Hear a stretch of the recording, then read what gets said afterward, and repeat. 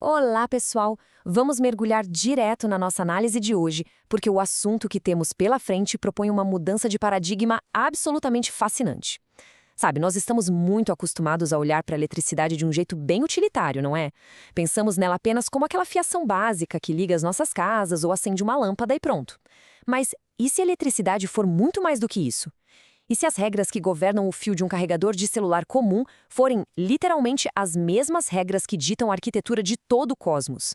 Pois é. Hoje vamos explorar a teoria da diluição energética, que é fundamentada nos textos de Natanael da Silva Santos. Então preparem-se para uma jornada impressionante que vai desde o interior de um simples fio de cobre até o brilho ofuscante da coroa do nosso Sol. E para começar nossa conversa, o calor é uma falha da energia? A nossa visão clássica e acadêmica sempre nos ensinou a meio que aceitar aquele calor excessivo nos equipamentos elétricos como um mero subproduto indesejado, uma fatalidade quase natural ali do fluxo elétrico. Mas a teoria que estamos examinando hoje nos pede para questionar exatamente essa premissa básica. A proposta aqui é que o calor não é uma fatalidade da energia de forma alguma. Na verdade, ele seria um sintoma claro de uma má gestão do espaço. Sim, espaço. De repente a gente deixa de falar apenas sobre física de partículas e começa a falar sobre como a energia é organizada espacialmente. E isso nos leva à nossa primeira grande virada conceitual. Seção 1. Repensando a eletricidade. Basicamente, é hora de deixarmos de lado aquela visão fria e puramente matemática que trata a eletricidade como um simples sistema de encanamento. Para entender como essa geometria dinâmica funciona na prática, nós precisamos redefinir os pilares clássicos da eletricidade. Vamos para a seção 2, amperagem, a densidade perigosa. Olha só, nessa teoria, o foco muda inteiramente para a ideia de compressão. A amperagem passa a ser definida como o estado de concentração da energia dentro de uma região fixa. Mas o que isso significa no mundo real? Imaginem as linhas do campo elétrico sendo agressivamente espremidas, totalmente congestionadas. Quando a amperagem é alta, o espaço de trabalho é mínimo. Como resultado direto dessa densidade de compressão, os elétrons, que são os veículos carregando essa carga toda, são forçados a viajar, por assim dizer, ombro a ombro, numa trilha extremamente estreita. E por causa desse sufocamento todo, o calor gerado não é uma mera fatalidade, mas sim um sintoma dessa má gestão do espaço. Quando os elétrons viajam assim espremidos ombro a ombro, o atrito atômico aumenta de um jeito drástico e não linear. É bem assim que a teoria explica o famoso efeito Joule.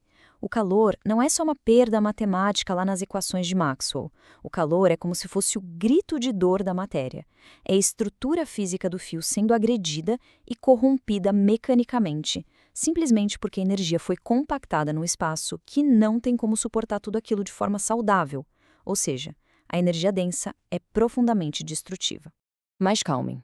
Se a amperagem alta significa esse sufocamento, existe uma solução muito elegante para restaurar a harmonia. Seção 3. Voltagem, o espaçador geométrico. O ponto crucial aqui é esse conceito de espaçador geométrico. A tensão elétrica deixa de ser vista apenas como uma pressão de impulso que força a energia adiante. Muito pelo contrário, ela é interpretada como um verdadeiro ato de cuidado físico. Ao elevar a tensão, a agressividade da energia é diluída. Pensem nesta analogia genial apresentada na fonte. Imaginem que transformamos uma ruazinha super estreita e absurdamente congestionada em uma avenida gigantesca de 10 faixas.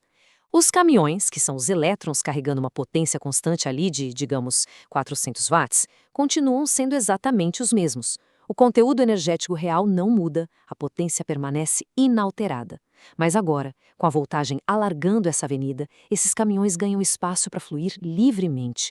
O atrito simplesmente desaparece. A necessidade de manutenção despenca. E a matéria? A matéria é preservada.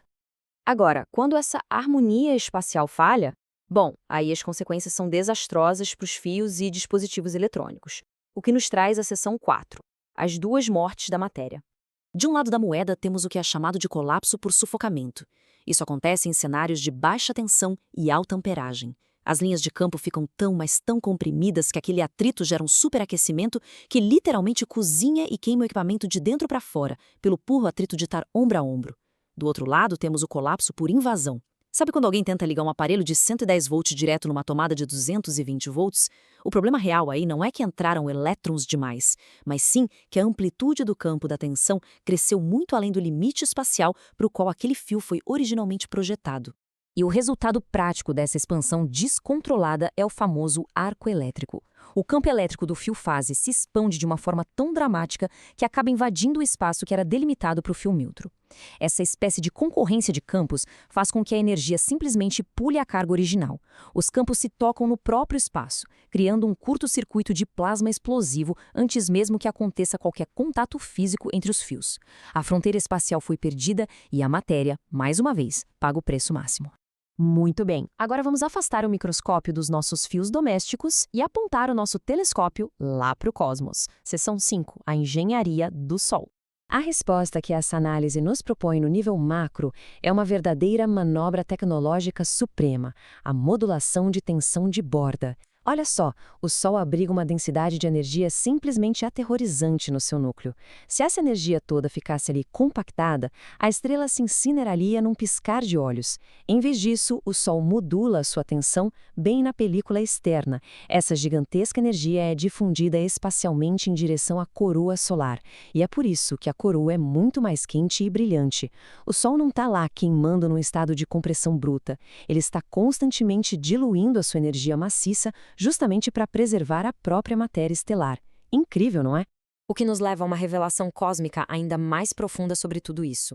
Seção 6. A geometria do universo. E é aqui que entra esse número absolutamente intrigante. 377. Guardem muito bem esse número, porque ele é a chave que conecta toda essa teoria, desde a microeletrônica até a sobrevivência de cada ser vivo aqui no nosso planeta. Desde a escola, a gente aprende que o espaço entre a Terra e o Sol é apenas um vasto nada, certo? Um vácuo perfeitamente vazio e desinteressante. Mas a teoria da diluição energética desafia essa noção de frente. O vácuo do espaço possui, na verdade, uma impedância intrínseca exata de 377 ohms. E, segundo a teoria, esse valor não é nem de longe um acidente aleatório. Ele é a prova incontestável de que o universo possui uma arquitetura superprojetada. O espaço atua como uma malha condutora de altíssima precisão, perfeitamente calibrada. E é justamente através dessa malha de 377 ohms que a formidável potência solar viaja num estado de extrema diluição energética. É por isso que a energia do Sol chega até nós, é reorganizada pela nossa atmosfera, sustenta toda a vida na Terra e, o mais crucial, não incinera o nosso planeta durante o trajeto. Tudo graças a essa calibração espacial. Então, na sua essência mais verdadeira, a eletricidade não é um agente de destruição. Ela é o equilíbrio sublime entre a presença material e o espaço geométrico. Quando as regras espaciais são devidamente respeitadas, a energia flui para a preservação contínua, para um fluxo imortal e em completa harmonia com a matéria que a sustenta. A matéria não precisa e não deve ser consumida pela energia. Vimos hoje uma perspectiva fascinante, onde a voltagem é vista como um ato de extremo cuidado e o vácuo espacial é uma malha de altíssima engenharia. Se o próprio universo natural possui esse gerenciamento perfeito da energia geométrica para garantir a preservação contínua da matéria, como nós, humanos, usaremos essa visão da teoria da diluição energética para remodelar o futuro da nossa própria engenharia? Desde o design daquelas pequenas fontes de energia até vastos sistemas globais de transmissão de eletricidade, talvez a chave da verdadeira eficiência não esteja em tentar gerar cada vez mais força bruta, mas em finalmente aprendermos a dominar o espaço. E com esse pensamento que expande as nossas mentes, encerramos a análise de hoje. Muito obrigado por acompanharem e até a próxima.